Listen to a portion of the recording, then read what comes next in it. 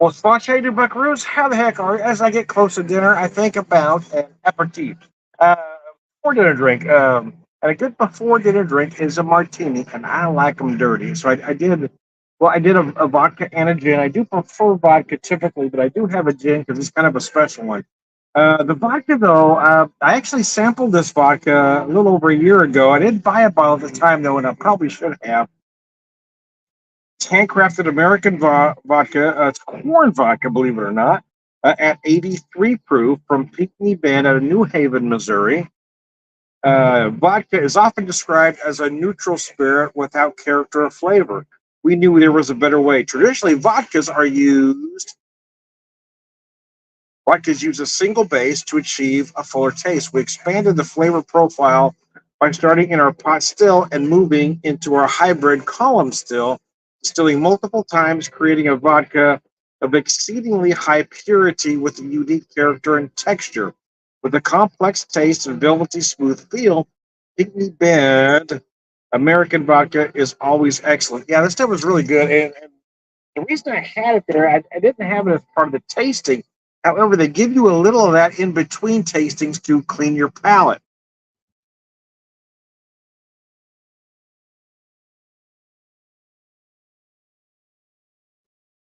I do enjoy a vodka martini, a dirty vodka martini. In this case, I'm just using standard pimento stuffed olives because they were out of the almond that I like.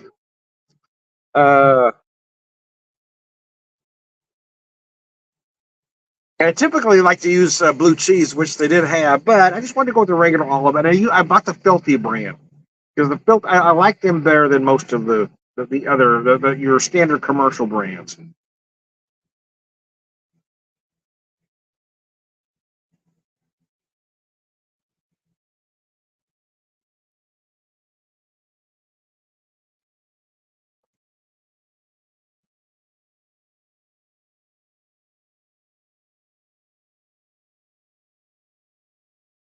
Man, that's good. That's really good, man. Yeah, it's a nice, easy drinking vodka. Again, it's not supposed to cloud everything else, right?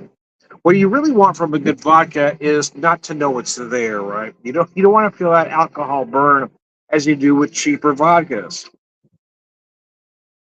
And I know you know what I'm talking about. You want to taste the cocktail without that burn.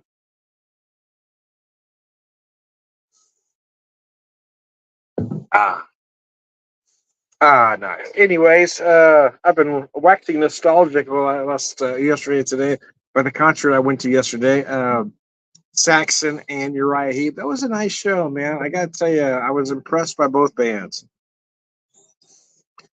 The Saxon show probably resonated the most with me because of my upbringing, right? I grew up with them as they were coming out 40 years ago.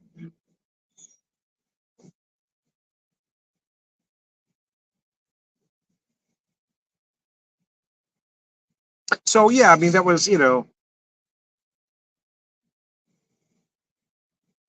but of course I was familiar with Uriah Heep. I love the Bomb and Hog album, but of course the big hits, Stealing, Gypsy, Easy Living.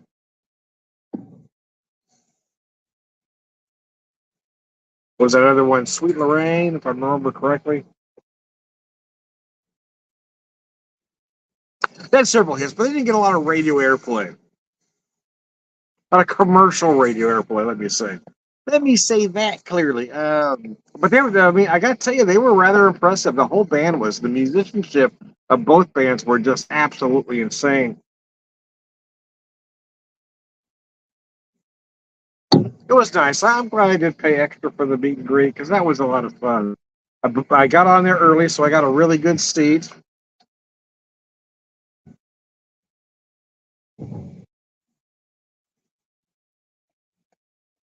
It was enjoyable, man. It was. I didn't know if that I would enjoy it, to be honest with you. I love going to concerts, or I used to, but for a lot of reasons, I haven't been enjoying going to live music as much as I once did.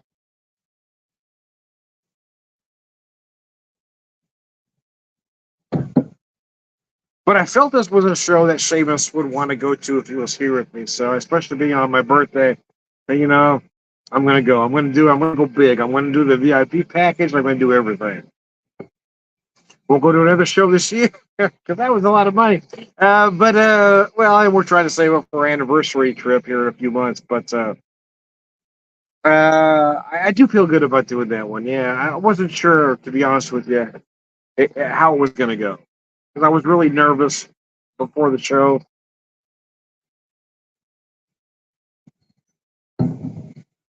But once we got all in there, we did the meet and greet. Then we got in there and watched the show. I mean, Saxon was, oh my lord! I remember when they were first coming out, they were kind of thought to be, they're going to be the next big thing after Maiden.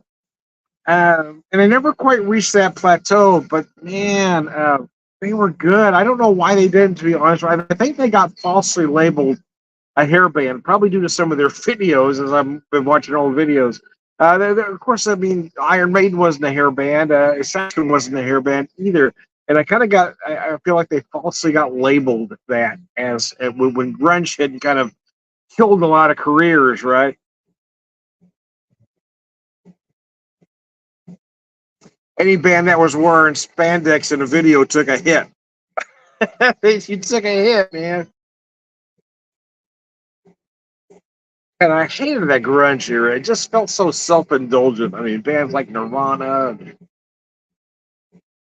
The music to me was so whiny and so self-indulgent. I didn't get into it. Creed. I mean, God Almighty. It just felt like a lot of guys just feeling sorry for themselves. Life sucks, so I'm going to sing about it. I mean, if not part of the solution, you're part of the problem. That's what I felt like grunge was. A whole lot of folks that were part of the problem that wouldn't find a solution.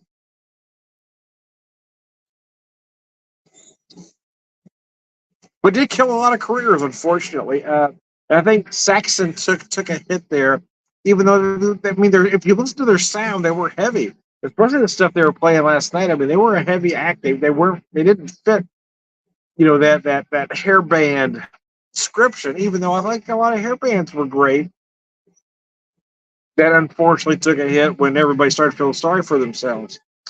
I think that's why that era didn't resonate with me. And maybe that's why it resonated with some, though, is like there were so many people out there that wanted everybody to feel sorry for them.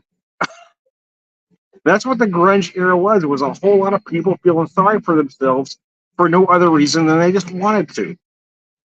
They wanted to complain about everything that was going on without lifting one finger to find a solution. And that's what irritated me about the grunge sound. It just was, again, it was whiny, self-indulgent.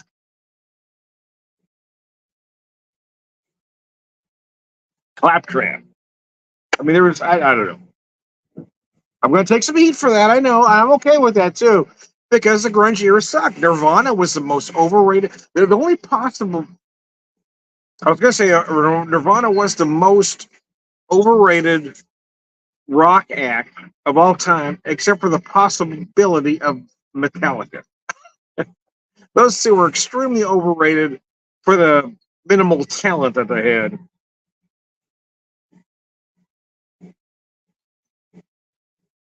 But I think the edge goes to Nirvana for me because Metallica wasn't quite as whiny. They were close, but not quite. Metallica was almost as whiny. I wasn't a fan. I got to be honest with you. I saw Metallica at a club when they were just coming up, and they sucked. They sucked. I mean, they were awful. But they had an album out not long after. So what do I know? I mean, it was terrible. And I guess I should say, in fairness to them, it could have been the sound quality of that particular club they were playing at, which wasn't exactly known for having great sound quality. But I mean, it felt like they could barely play three chords. But even when the band hit it big, I mean, I go back and listen to some of that stuff that folks seem to go gaga over. I'm just not a fan. I mean, the lyrics, the melodies, I mean, it's just basic bullshit. And the lyrics are just a whole lot of nonsense. Just a whole lot of feel sorry for me claptrap. I just wasn't a fan of either band. But for me, The Edge goes to Nirvana if we're talking about the most overrated rock acts of all time. Yeah, Nirvana and Metallica are a close one and two.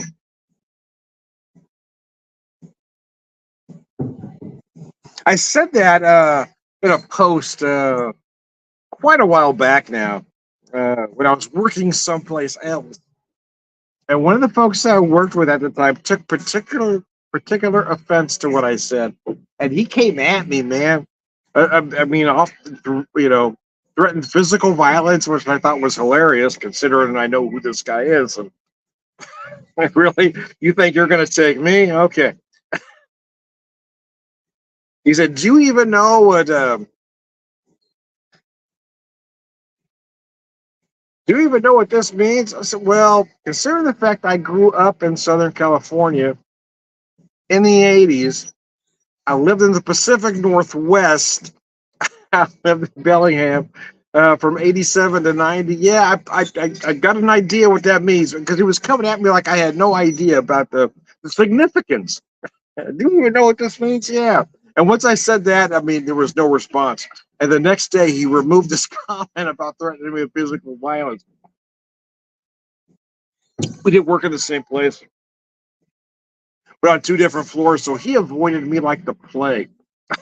I always hoped I'd run into him, man, because it was just funny as hell. There's one time he was leaving. I was walking outside doing something. I was I was getting ready to leave for the day. So I walked out the building and he was coming back in after putting something in his car. And I said, "Hey, Aaron, how are you?" And he said, "Hi." And he kept going. And he didn't stop to come back. Just looked at me and waved and he kept going in. It was hilarious, man. Yeah, you think you're going to take me? Yeah, I might be old and decrepit, but shit. Let me take an Advil. Let me take an Advil. We're going to be fine. You think you're going to take me, really? Threaten me with physical violence? Shit. You can barely carry yourself from the car back to the building. You candy ass. I guess the point was, I don't know why he took it that seriously. Right? It wasn't a personal attack on him.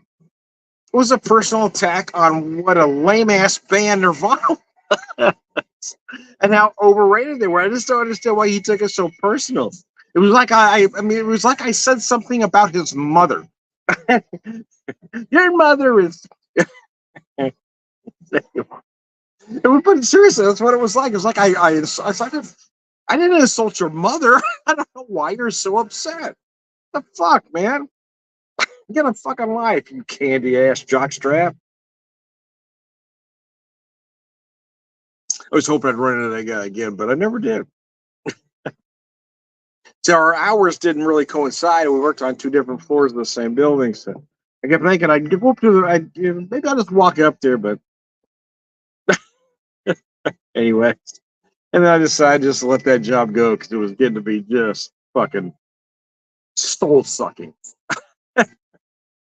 A job that used to give me a lot of joy when I first started that job, man, it just gave me so much joy to do the stuff we were doing, to feed people.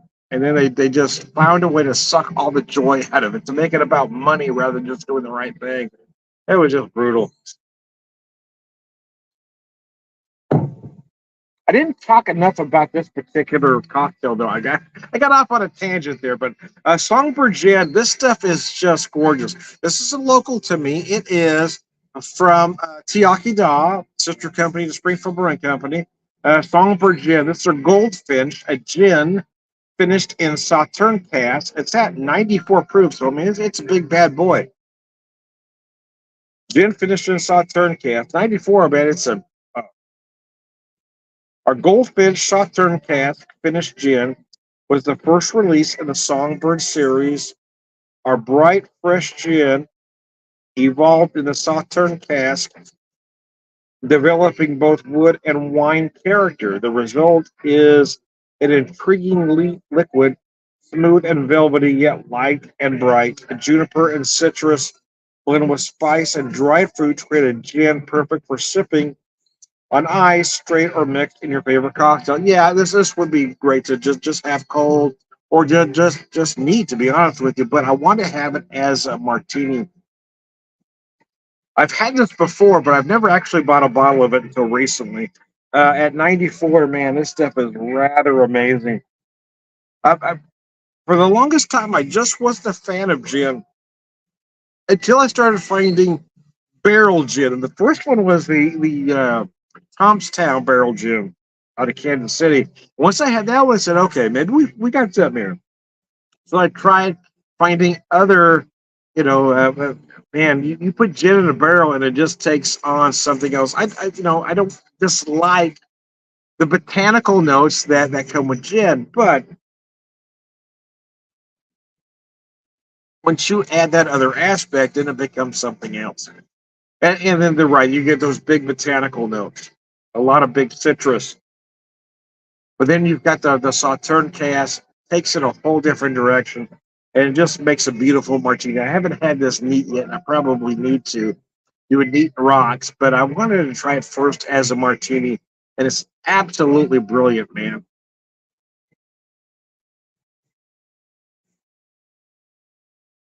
I think my ribs are probably getting close to done, so I'm going to wrap this video up, take my stuff inside, uh, and hopefully the skiers will stop eating me. Anyways, anyways, I digress. I've had a nice birthday weekend. I go back to work tomorrow, but I was glad I was off today. Hey, Vanessa, how are you? I wanted to be off today because Vanessa says, hi, I want to post that comment. I wanted to be off today because I knew it was going to be a late night. I knew I wasn't going to be drinking much, um, but I knew it was going to be a late night. I didn't want to have to bounce back and get to work today. And originally, I did have Sunday off, but when it became available, when the shift became available, I decided to take it. So now I can work it. I really need the hours because I need all of next weekend off actually because the memorial for my mom. My mom passed away a couple weeks back. The memorial was next weekend, so I needed that weekend off. But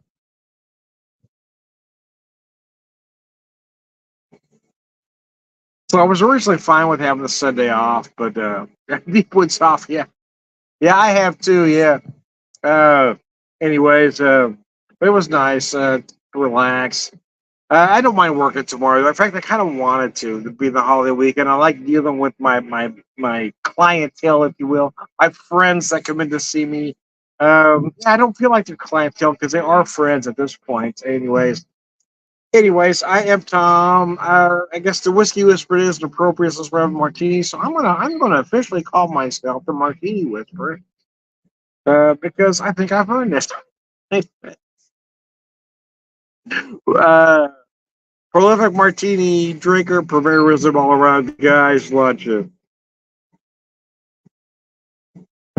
Ah, thanks, guys. I appreciate you tuning in.